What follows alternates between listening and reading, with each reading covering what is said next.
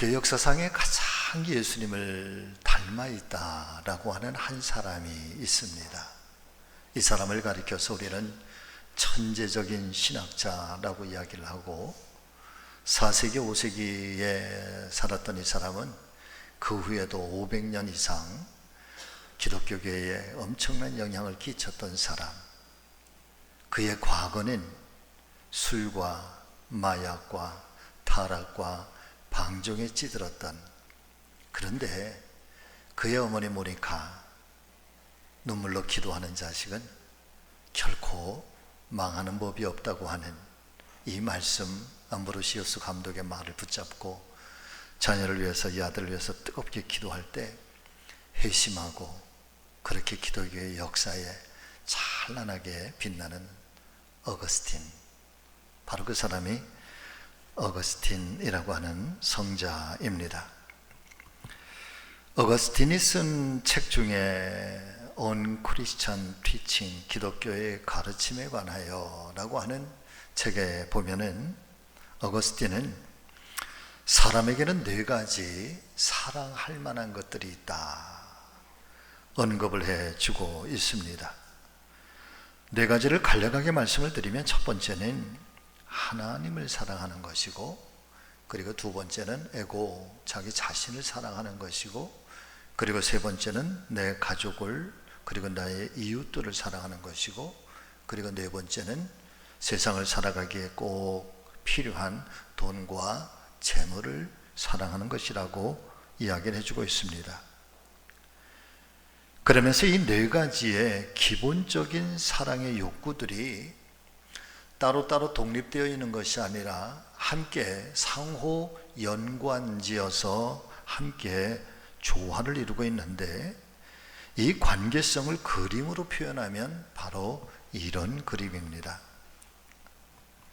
보시는 바와 같이 가운데 표시된 나라고 하는 사람은 동서남북, 하늘 또 수평, 그리고 아래로 위로는 하나님, 그리고 나, 그리고 또 다른 이웃, 그리고 이 물질, 재물, 재산이라고 하는 이 상호 연관성을 맺으면서 함께 살아가고 있다 이야기를 해주고 있습니다. 사실상 여러분들께서 지금 보고 계시는 이 그림은 우리가 세상을 살아가면서 가장 이상적인 관계라고 할 수 있을 것입니다.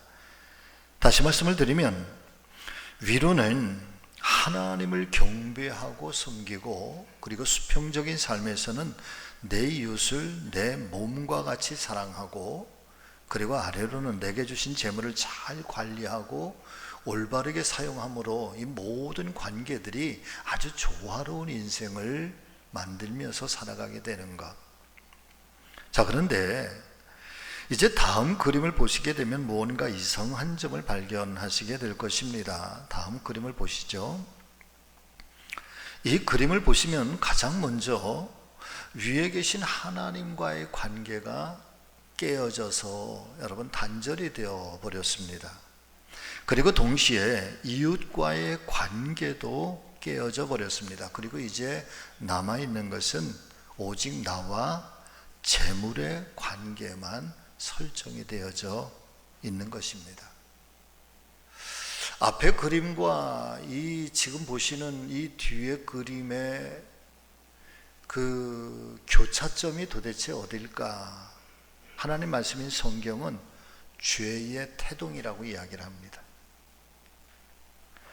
창세기 3장과 4장의 말씀을 보면은 아담과 하와가 하나님 창조하신 에덴 동산에서 유일하게 금지하신 이 선악과 나무의 실과를 따먹고 하나님 앞에 범죄한 이 사건을 기록해 주시고, 그리고 이어서 동시에 있어서는 안 될 가인이 동생 아벨을 광야로 불러내서 돌로 무참하게 살해하는 장면을, 여러분, 인류 최초의 살인사건을 창세기는 하나님의 역사와 구속사의 이야기를 쭉 전개하면서 가장 앞부분에 이 두 가지 이야기를 동시다발적으로 기록으로 남겨주고 있습니다.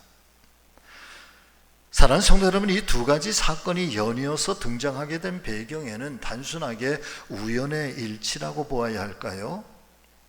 아니면 하나님의 말씀인 성경이 어떤 의미와 어떤 의도와 어떤 목적을 가지고 말씀하시고 싶어 하시는 이 사건들을 통해서 말씀하시고 싶어 하시는 어떤 의미, 의도, 목적이 있어서 이렇게 연결을 해 놓은 것은 아닐까요? 자, 어쨌든 이 두 가지 사건이 보여주고 있는 것은 하나님께서 창조하신 인간의 근본적인 행복한 삶을 위해서 지켜져야 할 이 네 가지의 관계, 하나님과의 관계, 또 특별히 나와 내 자신과의 관계. 사랑하는 성도 여러분, 저는 간절히 바라고 원하는 것은 우리가 하나님과의 관계, 이웃과의 관계, 물질의 관계도 중요하지만 여러분, 나와 내 자신과의 관계도 정말 조화를 이루어야 된다는 사실을 깨닫게 되시기를 바랍니다. 어떤 사람은 이 관계가 만들어지지 못해서 자기 스스로가 자기를 학대하는 사람이 있어요. 자기 자신을 너무 비참하게 생각하는 사람이 있고, 그래서 우울증에 또 자포자기에, 그리고 내일에 대한 희망, 꿈도 다 포기한 채 그냥 좌절된 인생을 살아가는 사람들이 있어요. 사실은 남들이 나를 존중해 주기 이전에 여러분, 내 스스로가 나를 정말 존중하셔야 됩니다. 할렐루야. 왜 그렇습니까?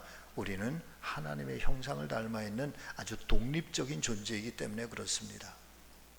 자, 어쨌든 그렇게 네 가지의 이성적인 관계가 정말 아름답게 조화를 이루고 그리고 서로 상관성을 잘 유지하게 될 때에 에덴 동산에서의 행복한 인간의 가장 근본적인 이 행복을 찾아갈 수가 있게 되는데, 그런데 하나님과의 관계가 깨어지고 이웃과의 관계가 깨어져서 이 조화가 무너졌을 때 초래하는 이 결과가 얼마나 무서운 결과를 초래할 수 있는지, 그것이 가인과 아벨의 사건을 통해서 그 죄의 문제는 하나님과 단절될 뿐만 아니라 이웃과 이웃의 관계, 특별히 가족 간의 관계도, 남편과 아내의 관계도, 그리고 형제와 형제의 관계도 그렇게 무참하게, 심지어는 이 돌로 동생을 살해할 그런 엄청난 무서운 일들이 일어날 수 있다고 하는 사실을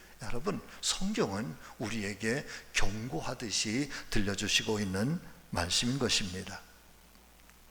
먼저 이 아담과 하와의 불순종으로 인해서 시작된 이 죄의 태동은 가장 먼저 하나님과의 올바른 관계가 깨어지게 만듭니다.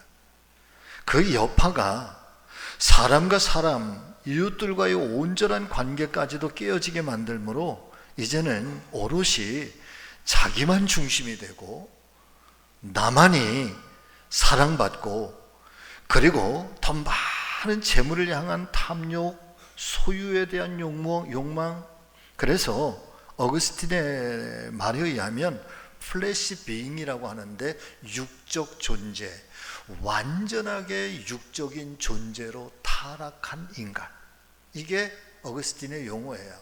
여러분 같이 해보실까요? 완전한 육적 존재로 전락해버린 인간, 이 타락한 존재라는, 이 타락한 존재 속에는 하나님의 형상이 사라져버려. 나 자신과의 관계도 깨어져 버려. 이웃들과의 관계도 깨어져 버려. 그리고 나서 남는 것은 나와 물질, 나와 소유, 나와 재산. 그래서 끊임없이 하나님과의 관계를 찾지 않고 깨어져 버렸으니까 이웃들과의 관계도 화목을 더 이상 도모하지 않아. 내 중심이 돼서 오롯이 나만,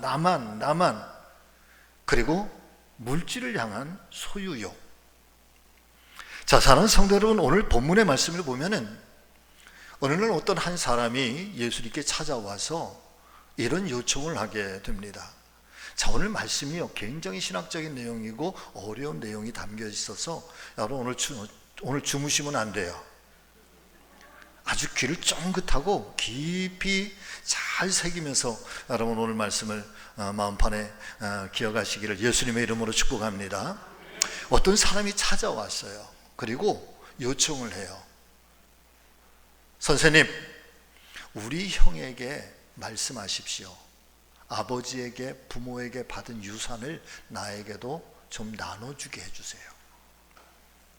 그러니까 예수님께서 누가 나를 너희의 재판장으로 물건 나누는 자로 세웠느냐 그러시면서 이 어리석은 부자에 대한 비유에 대한 말씀을 들려주시는데, 먼저 오늘 이 사람이 찾아와서 예수님께 요청하고 있는 유산을 나눠달라고 하는 이야기를 여러분 먼저 잘 상고해 보시길 바랍니다.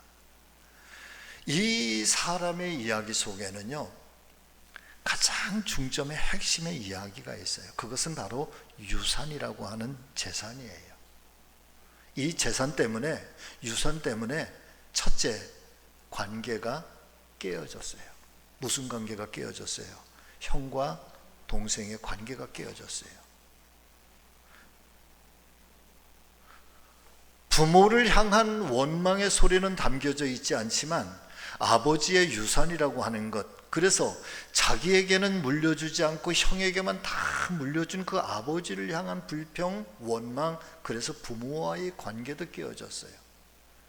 그리고 그 중심에 끊임없이 탐욕, 소유에 대한 욕심을 형도 가지고 있고 동생도 가지고 있는 것은 이 재산을 얼마만큼 내가 더 많이 소유할 것인가 라고 하는 자기중심의 이기적 마음, 이기적 생각들이 이 안에 잠재하고 있는 거예요.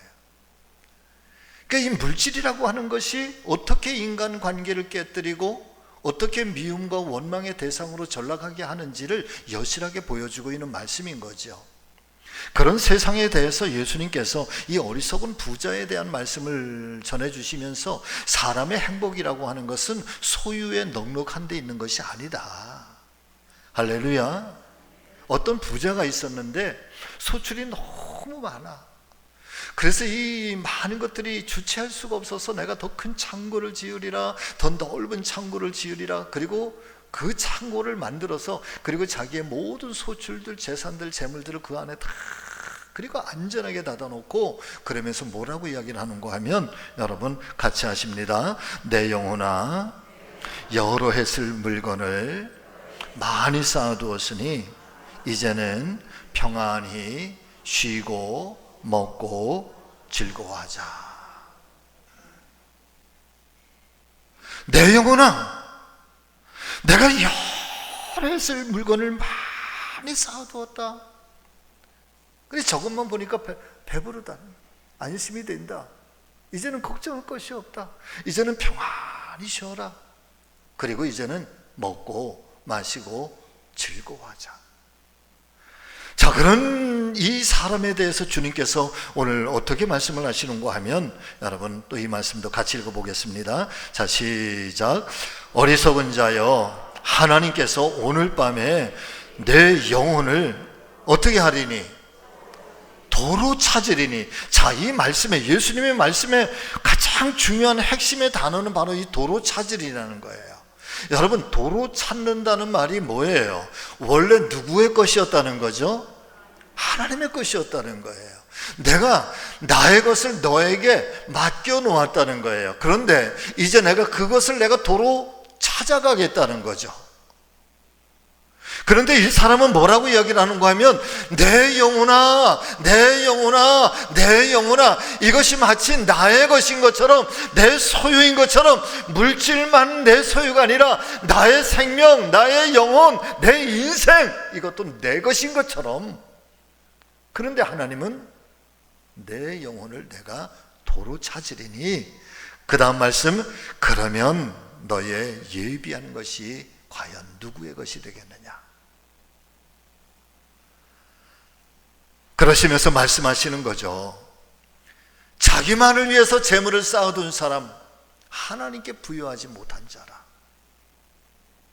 자, 사랑하는 성도 여러분들이요, 오늘 이 말씀이 저와 여러분들에게도 깊은 깨달음이 되시기를 바라고, 이 말씀이 우리 안에 큰 믿음이 되기를 예수님의 이름으로 축원합니다.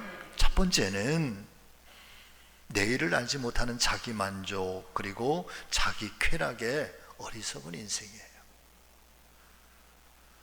주님께서는 이 부자를 가리켜서 어리석은 자라고, 우둔한 자라고 정의를 내리고 있습니다. 그렇다면 왜 주님께서는 이 부자를 가리켜서 어리석은 자라고 말씀하시고 있는 것일까? 여러분, 그것은 바로 이 사람이 살아가고 있는 삶의 태도와 삶의 방식이 철저하게 자기 중심적이기 때문에 그렇습니다. 아까 말씀을 드렸잖아요. 이 네 가지의 관계성에 하나님과의 관계가 깨어지고 이웃과의 관계가 깨어지면 누구하고만 남는다고요? 나하고 재물의 관계만 남는다. 자기 중심, 그리고 물질만을 위한 인생.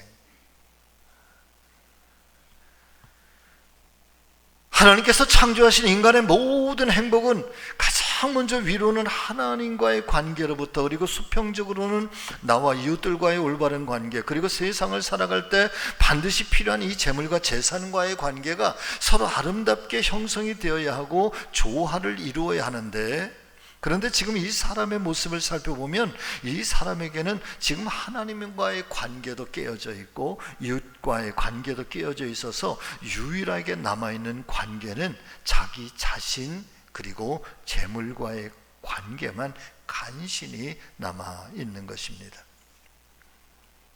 달리 말씀을 드리면 나만 만족할 수 있으면 된다는 거예요. 주변의 모든 상황들 전혀 상관이 없다는 거예요. 창고에 가득 차 있는 재물과 재산들을 바라보면서 이제는 평안히 쉬자고, 이제는 단잠을 이루자고 자기 스스로를 위안 삼으면서 창고만 가득하다면 아무 염려도 없는 행복한 인생이 될 것이라고 여러분 착각의 인생을 지금 살아가고 있다라고 하는 것입니다.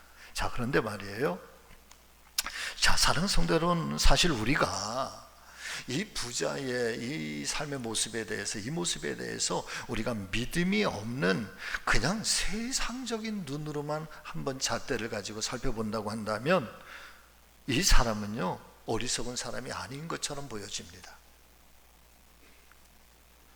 오히려 그는 성공한 사람처럼 보여지고요, 세상 모든 사람들이 부러워하는 그런 인생이고요, 세상적인 안락, 세상적인 부와 재물이 가져다주는 이 만족감을 누리면서 살아가고 있는 사람, 어쩌면 지금도 이 믿지 않는 세상 사람들, 어쩌면 이 세상이 가장 이상적인 인생이라고, 가장 이상적인 삶이라고 추구하면서 꿈꾸면서 나도 저런 인생을 살고 싶다고, 나도 이런 인생을 살고 말 거야 라고 하는 그런 목적, 그런 인생의 모든 가치를 여기에 두고 살아가는 것, 이것이 여러분 세상이 바라보고 있는 오늘 이 부자의 모습인 것입니다. 그런데 주님은 그게 아니라는 거예요. 우리의 생각과 하나님의 생각은 서로 다른 것처럼 하나님께서 보시는 인생이라고 하는 것, 우리의 삶이라고 하는 것은 이 어리석은 부자와 같은 것이 아니라는 거예요. 그러시면서 그 이유에 대해서 아주 간략하게, 그러나 아주 명확하게 말씀해 주시고 있는데, 그것은 바로 하나님께서 오늘 밤에 너의 영혼을 도로 찾아가시겠다라고 하시면서, 만약에 그렇게 하나님이 오늘 밤 그 영혼을 도로 찾아가시고 나면 그가 꿈꾸는 것, 그가 누리고 싶어하는 것, 그가 바라고 싶어했던 이 부귀와 안락과 평강, 모든 것들이 여러분 같이 해보시죠. 단 하룻밤도 누리지 못한다.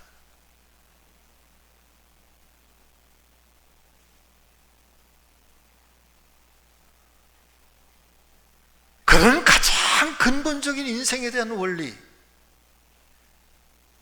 하나님이 역사를 어떻게 다스리고 하나님께서 한 사람의 인생, 한 가정의 인생들을 어떻게 하나님께서 이끌어 가시는지, 하나님께서 어떻게 주권적인 그런 분이신지 이 가장 근본적인 원리조차 알지 못하고 다만 현실에만 안주해서 자기 만족만을 위해서 살고자 하는 이 사람, 성경은 어리석다 말씀하시고 있는 거죠.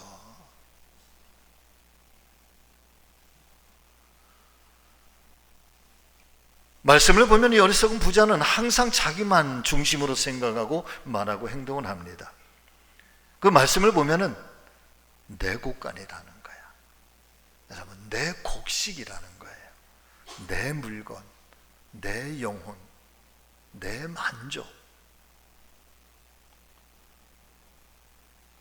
결정적으로 어리석은 고백이 하나 있는데 그건 여러분 12장 19절의 말씀, 다시 한번 이 말씀 여러분 읽어보시죠. 같이 시작. 내가 내 영혼에게 이르되 영혼아 여러 해서 물건을 많이 쌓아두었으니 평안히 쉬고 먹고 마시고 즐거워하자 하리라. 사랑하는 믿음의 성도 여러분들이요, 엄밀하게 말씀을 드리면 이 모든 열매와 곡식들은 내가 잘 지어서가 아니라 여러분 하나님께서 허락해 주셨기 때문인 것을 믿으시기를 바랍니다. 하나님이 허락하셨기 때문이에요. 나의 나된 것 오직 하나님의 은혜로다. 네.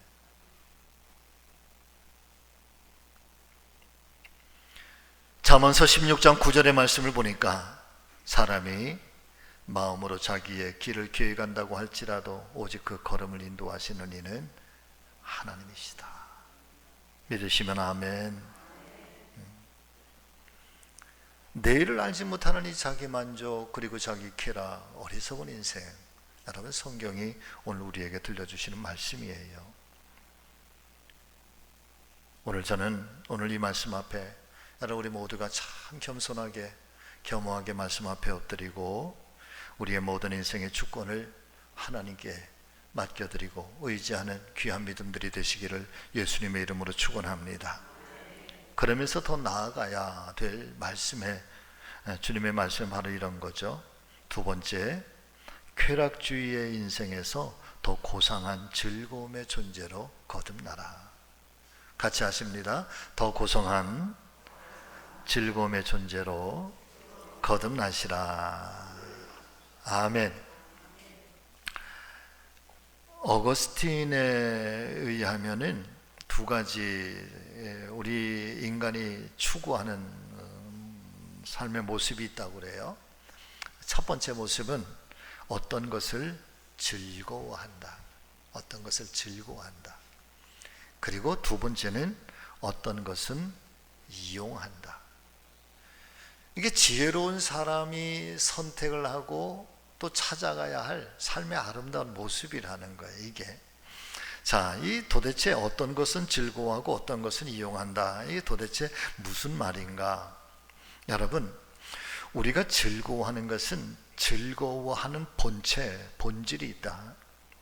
그리고 우리가 이용한다는 것은 그 본질인 즐거워하려고 하는 것을 어떻게 더 고상한 즐거움으로, 더 가치 있는 즐거움으로 만들기 위해서, 높이기 위해서 어떤 것들을 활용하면서 이용하는 것을 말해요. 어렵죠? 자, 제가 예를 들어서 말씀을 드릴게요. 전 세계의 나라 민족 중에서 우리나라 사람만큼 맛있는 음식을 좋아하는 민족이 없대요. 우리 민족이 굉장히 문화적인 민족이에요. 그래 K컬처, K문화, K팝 요즘에 전 세계가 난리예요. 특별히 이제는 한글도 난리예요. 이렇게 아름다운 언어가 있는가? 자, 그러면서도 또 외국 사람들이 이해하지 못하는 게 그런 거래요. 한국 사람들은 먼 곳까지 찾아가서 맛있는 음식이 있으면 먼 곳까지 찾아가 가지고 그렇게 해서 맛있는 거 음식 먹고 온대. 그리고 나서 먹고 나서 또 살찔까 봐 운동을 갖다가 또 막 한대. 자, 어쨌든 여러분 잘 오늘 말씀 이 이야기를 잘 이해를 하세요. 우리가 좋은 음식을 먹고 또 맛있는 음식을 먹으면 얼마나 행복해요. 즐겁습니다. 그 시간이 아주 오래 기억에 남습니다. 자, 그런데 음식과 우리 몸의 관계에 있어서 여러분, 음식을 먹는 것 자체, 음식 자체가 즐거움의 본질일까요? 아니면 이 음식을 즐겁게 먹음으로 말미암아서 내 몸이 건강하고 내 마음이 평안하고 내 삶이 즐거워지는 것이 본질일까요? 내 몸이 본질이에요? 음식이 본질이에요? 몸이 본질이에요? 음식이 본질이에요? 우리는 음식을 먹는 게 사실은 이 음식을 통해서 내 몸의 건강, 그리고 그 음식을 먹는 시간에 누군가 함께 먹으면서 나누는 그 즐거움의 시간들, 그 본질은 나 자신이에요. 내가 건강하고 내가 행복하고 내 마음이 기쁘기 위해서 어떤 음식을 찾기도 하고 때로는 운동을 찾기도 하고, 그래서 즐거움의 본체, 즐거움의 본질은 나 자신이에요. 나를 위해서예요. 이 음식은 이 즐거움을 위해서 이용하는 거예요. 아멘. 자, 그런데 오늘 이 부자는 이 즐거움이 내가 이 물질로 인해서 즐거워져야 되는데, 이 부자의 착각은 내가 물질로 인해서 즐거워지는 게 아니라 물질이 있으니까 내가 즐거워지는 거야. 물질을 내 즐거움의 대상으로 삼는 게 아니라 이 물질의 나를 이용의 대상으로 거기에 넘겨버려. 우리가 음식을 즐거움의 본질로 삼아버리면 여러분, 이 음식이 때로는 나하고 맞지 않아서 해로운 음식이 될 수도 있고 내 몸의 건강을 상하게 할 수도 있는 그런 음식인데요, 음식 자체가 즐거움이 되면, 먹는 것 자체가 즐거움이 되면 때로는 그 즐거움을 내가 누리려고 하다가 그 즐거움을 누리기 위해서 나를 대상 이용으로 하다가 이용 삼다가 결국은 이 음식 때문에 누가 상하는가 하면 내 몸이 상하고 내 마음이 상해요. 이거를 바뀌었다는 거야. 어거스틴의 이야기예요. 이게 신앙이라는 거예요. 지금 예수님의 이야기는 지금 그런 이야기를 들려주시고 있는 거예요. 그래서 어거스틴은 뭐라고 이야기를 하는가 하면, 하나님께 대하여 부유한 자. 여러분 같이 하십니다. 하나님께 대하여 부유한 자. 그래서 하나님 자체가 즐거움의 본체예요. 그래서 우리의 모든 삶이라고 하는 것, 그것은 하나님께서 우리를 통해서 즐거워하고 하나님께서 영광을 받으시고 하나님께서 행복해 하시기 위하여서 우리가 하나님 앞에 그렇게 믿음의 대상으로 드려지는 자라는 거예요. 이게 하나님께 부유한 자예요. 그렇게 하나님의 영광을 위하고 하나님의 그 즐거움, 하나님께서 기뻐하시는 인생이 되게 하기 위해서 오늘 우리가 살아가는 삶의 모습들을 뭐라고 표현하는가 하면 더 고상한 즐거움이라고 그랬어. 하나님의 사람들이 추구하는 인생은 더 고상한 즐거움을 위하여 살아가는 인생인 거예요. 그런데 우리는 이것을 거꾸로 바꿔버렸어요. 나의 고상한 즐거움을 위해서 하나님을 이용해. 아니면 하나님과의 관계가 깨어져 버렸기 때문에 하나님께로부터 오는 진정한 즐거움과 행복이라고 하는 것을 몰라. 그러니까 무엇을 향해서 즐거움을 찾으려고 하면 물질을 통해서, 순간의 쾌락을 통해서, 자기 만족을 통해서 그 물질을 권력 삼고 그 물질을 통해서 세상을 지배하려고 하고 사람을 다스리려고 하고, 그러니까 사람과 사람 사이에 평화가 깨어지고 그 안에는 원수가 맺어지고 미움과 갈등이 생겨나게 되는 것. 이게 지금 어리석은 부자를 통해서 예수님께서 들려주시고 이런 이 엄청난 어마어마한 진리인 거예요. 하나님의 사람들은 그런 게 아니라는 거지. 하나님의 사람들은 이 삶의 즐거움의 가치가 바뀌어져야 된다는 거야. 물질을 향하고 세상을 향해서 거기서 즐거움을 얻고 그것을 이용해서 나를 즐겁게 하려고 하는 것이 아니라 나를 통해서 하나님의 영광을 이루어가고 하나님의 뜻을 이루어가게 하는 것, 이것이 고상한 즐거움. 그러면서 어거스틴이 뭐라고 이야기를 하는가 하면 이런 이야기를 해요. 영혼의 존재인 사람에게 온전하고 참되고 영원한 즐거움의 대상이 될 수 있는 유일한 존재는 오직 하나님 한 분이시다. 여러분, 우리의 유일한 고상한 즐거움의 존재는 하나님 한 분밖에 없다는 거예요. 이것이 네 가지의 관계가 처음에 보여줬던 그림처럼 완벽하게 조화를 이루는데, 그런데 오늘 우리는 이 관계들이 다 깨어져 버려. 첫 번째, 하나님과의 관계가 깨어져 버려. 하나님과의 관계가 깨어지면 하나님께서 우리에게 주시려고 하시는 인생의 가치, 인생의 삶의 방향, 목적, 이것들이 깨어지고요. 그것이 무너지고 나면 사람을 미움의 대상으로, 소유의 대상으로, 탐심의 대상으로, 경쟁의 대상으로, 그러니까 거기에 무슨 평화가 있겠는가 말이에요. 거기에 무슨 화목함이 일어나는가 말이에요.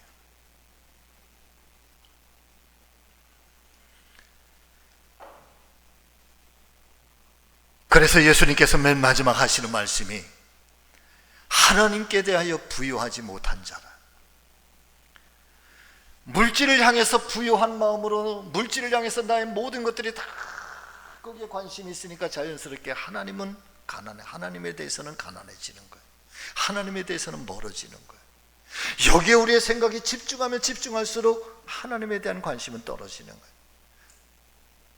그 세상의 물질 때문에, 그래서 그 탐심을 가지고, 그리고 거기에 모든 자기의 인생을 거기에 다 걸고 살면 여러분, 자연히 하나님께 대해서는 가난한 자가 될 수밖에 없는 것이니, 그런 것이 아니라 이제는 같이 하십니다. 하나님께 대하여 부요한 자가 되라. 사랑 믿음의 성도 여러분, 하나님과의 관계가 깨어지면요, 사람과의 관계도 깨어지고 나 자신과의 관계도 깨어지고 결국은요, 물질과의 재물과의 관계도 깨어지게 돼 있어. 그런데 하나님과의 관계가 근본적으로 회복이 되면 사람과의 관계도 회복이 돼. 물질과의 관계도 회복이 돼. 에덴 동산이 회복이 돼. 그래서 이 누가복음 12장 이후에 13장 넘어가면 주님께서 우리에게 들려주시는 말씀이 있어요. 염려하지 말아라. 걱정하지 말아라. 공중에 나는 새들을 보아라. 길가에 피는 백합을 보아라. 누가 먹이지도 않고 입히지도 않지만, 그러나 하물며 하나님의 형상을 닮은 너희를 하나님께서 입히고 먹이시고 살리시고 기르시지 않겠느냐. 그러므로 그의 나라와 먼저 그의 의를 구하라. 그리하면 이 모든 것 너희에게 더하여 주시리라. 자, 오늘 말씀 속에서 사는 믿음의 성도 여러분, 정말 주님과 우리의 관계가 먼저 잘 회복되기를 예수님의 이름으로 축원합니다. 물질이 잘못된 게 아니라 물질을 잘못 사용하는 게 문제예요. 물질이 약한 것이 아니라 하나님보다 물질을 더 우리가 귀하게 여기는 것이 문제. 다시 한번 오늘 말씀을 기억하시면서 한 주간도 우리 주님의 은혜와 평화가 충만하게 넘치시는 저와 여러분 모두가 되시기를 예수님의 이름으로 축원합니다. 기도하겠습니다.